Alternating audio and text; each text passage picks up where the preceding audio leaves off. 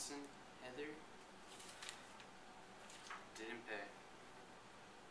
Watson, Quincy. Didn't pay either. I'm just a small business owner. I need this money to operate. What Alex is experiencing is something that small business owners across America experience on a regular basis. How do I get my money from these customers? What do I do when the normal invoices and phone calls just don't work? Unfortunately, most small business owners don't know about all the options that are available for them. What we're here to tell you today is that there are numerous avenues you can pursue to collect debt from your customers. And we're going to dive into more detail in this presentation. Hot checks. Hot checks are a common way that people try to steal from companies by writing a check that they know won't clear the bank because they don't have enough money. So what do you do as a business owner when customers write you hot checks? Well, since this has been a problem since checks were invented, most counties in Texas have created a hot checks division in their local county attorney offices. And what you can do is you can take a hot check to the local county attorney office, and by filling out just a little bit of paperwork, usually 1 or 2 forms, you can submit the check in the forms, and the local county attorney's office will work to prosecute the individual and try to recover your money. Now, unfortunately, this won't work all the time, but there are other methods of collecting debt, such as using debt collection agencies. And what debt collection agencies are is they're companies that will work on your behalf to collect money that's owed to you, and they will usually just charge a percentage of what they're able to collect, which is good for small businesses because there's no upfront cost in order to try to get your money back. So this can be very beneficial. Now, different debt collection agencies use different methods of different tactics to try to get money from your customers.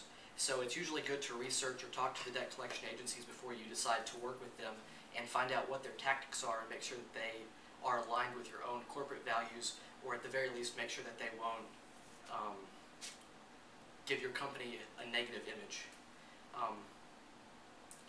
Also, debt collection agencies sometimes you give them the power to negotiate to at least some extent. If a customer maybe say they owe you $10,000 and a customer says, I'd really like to pay you, but I only have $8,000 now. Sometimes you may give the debt collection agencies authority to negotiate within some range for you.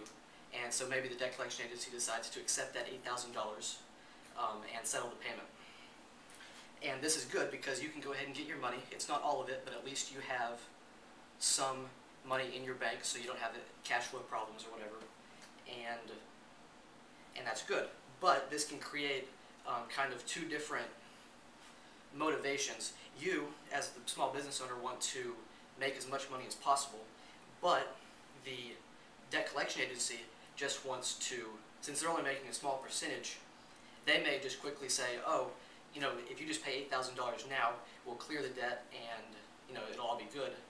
And so they may try to pursue that avenue so that they can make a quick buck and not have to work nearly as hard to collect your money. So sometimes that's an issue that can arise with debt collection agencies, but they are a good source to recovering lost money without much effort on the part of the small business owner.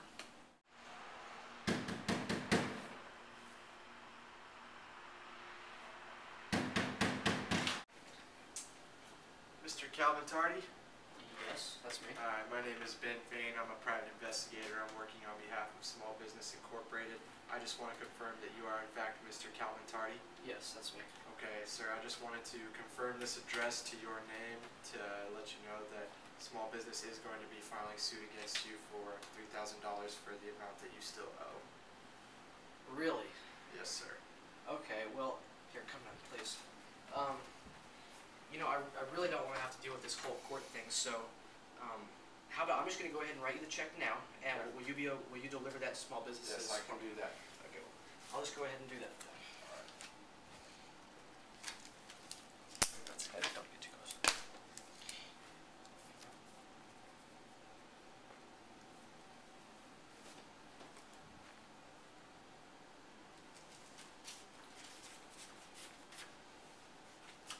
Mr. Tardy, I'll be giving this to small business. Thank you. Your paper, sir.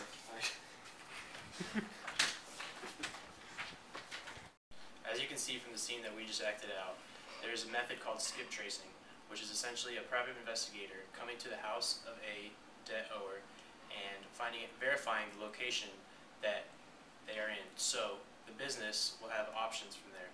They'll be able to decide if they want to take that claim to court. So now they have the address. They'll be able to send them a notification in the mail for a court date, or they can, like in that situation right there, Calvin actually paid the debt owed right on the spot with the private investigator. This sometimes like when the private investigator comes, it leads to fear, so they'll just try to get it over with as little problems as possible.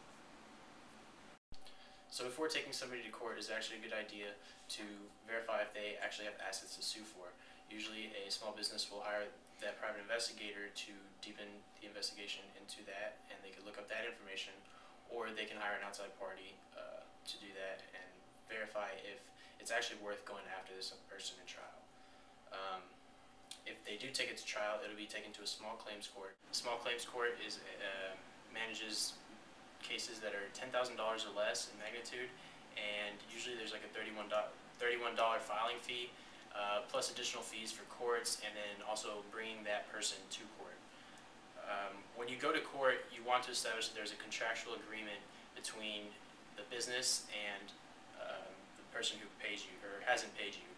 Once you establish that there was a contract and that you fulfilled your side of the contract as the business by providing a product or service, then the judge will be able to make a decision on whether that defendant needs to pay the small business what they're suing for. Although small claims court are an effective way to get money back owed to you, they're usually a last resort because it costs a lot of money, and it also takes a lot of time to go to court, and businesses kind of try to sway away from doing that. So there are also a lot of intermediary methods to getting the debt paid to you before taking it to court.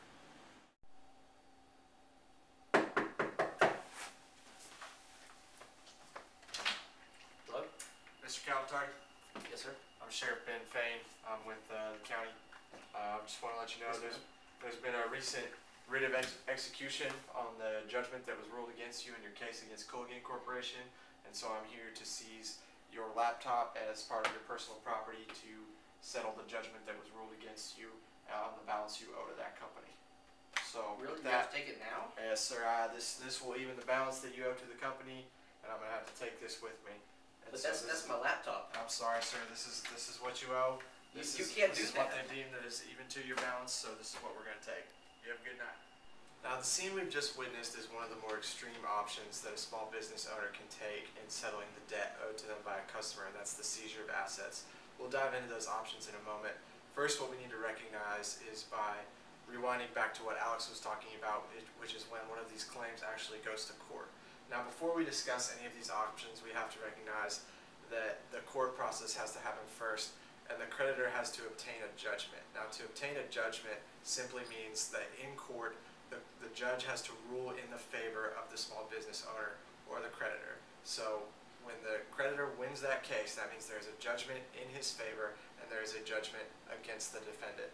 Now, once a judgment is obtained, the question becomes, how do I actually get the stuff that is owed to me? Because the court facilitates the method by which you can do it, but the court does not act as an active character in getting your debt back to you. So there's three options that you can pursue. The first of which is the writ of garnishment. There's actually two different kinds of writs of garnishment. The first is the garnishment of the defendant's bank account. Now, what this means is the creditor applies for a writ of garnishment, and the court has to agree and issue it, and then they'll then give the writ to county officials such as a local sheriff or constable who will serve the writ to the debtor's financial institution, so their bank, and the bank will then reveal what assets they actually own of the defendants, and then the court will rule that the bank does in fact have to turn that money over, whatever balance is owed to the creditor. The second kind of writ of garnishment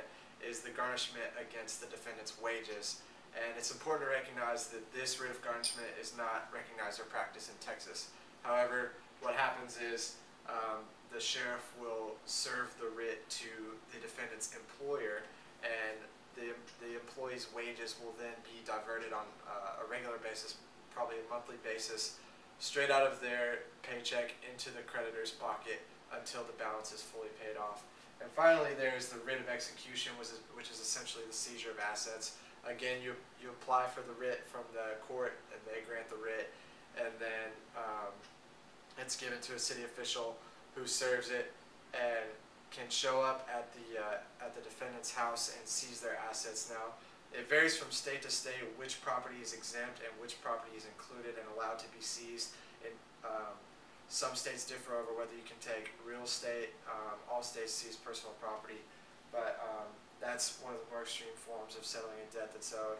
And finally, if none of these options work and you decide that you're unable to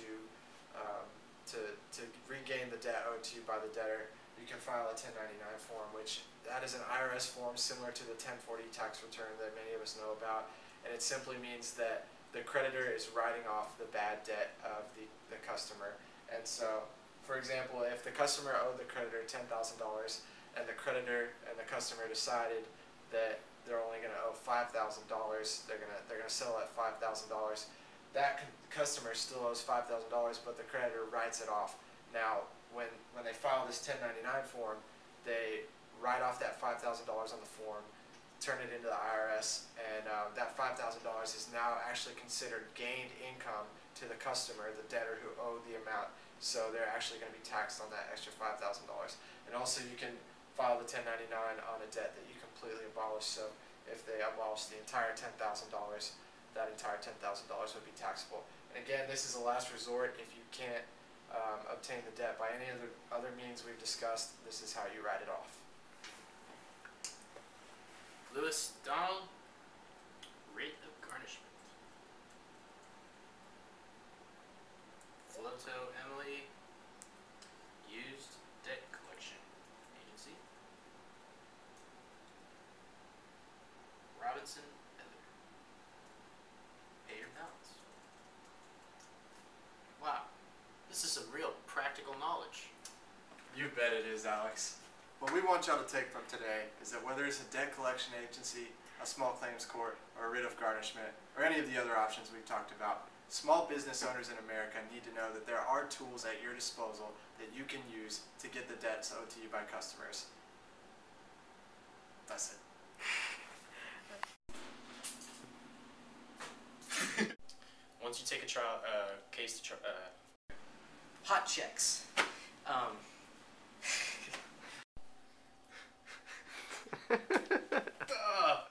This stuff is some real practical knowledge. You bet it is, Alex. Sorry,